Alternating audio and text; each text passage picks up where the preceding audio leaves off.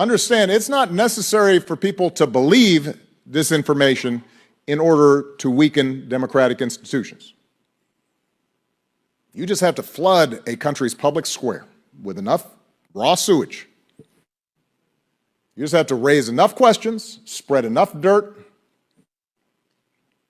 plant enough conspiracy theorizing that citizens no longer know what to believe.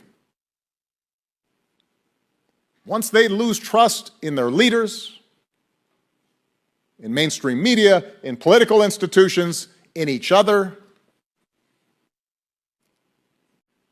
in the possibility of truth, the game's won.